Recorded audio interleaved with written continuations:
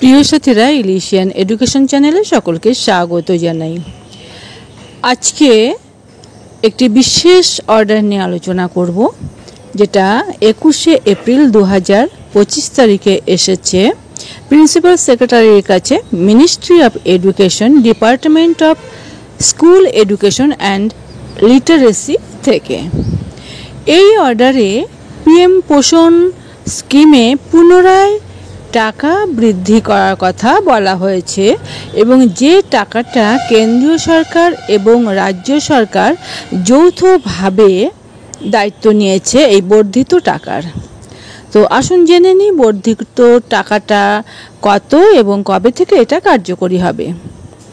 বালভাটিকা এবং প্রাইমারি সেকশনে যে টাকাটা বর্ধিত হয়েছে, বর্ধিত হওয়ার পরে দাঁড়িয়েছে 6 টাকা 78 পয়সা করে প্রতি স্টুডেন্ট, অর্থাৎ মাথাপিছু।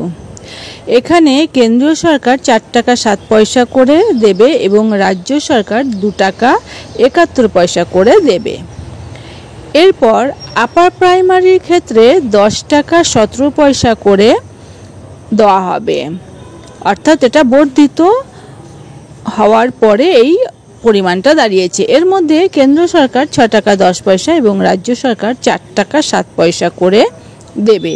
কার্যকরী হবে কবে থেকে? না, 1 মে এই অর্ডারটা অলরেডি কিন্তু কার্যকরী হয়েছে। তবে যেহেতু এটা ছুটির মাস ছিল, তাই 1 জুন থেকে এটি কার্যকরী হবে।